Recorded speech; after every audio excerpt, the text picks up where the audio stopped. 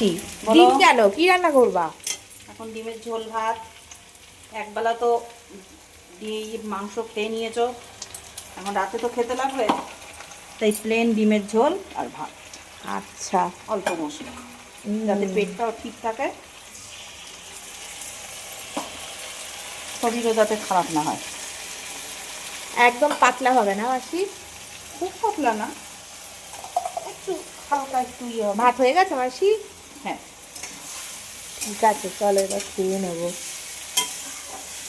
খুব সুন্দর গন্ধ আসছে।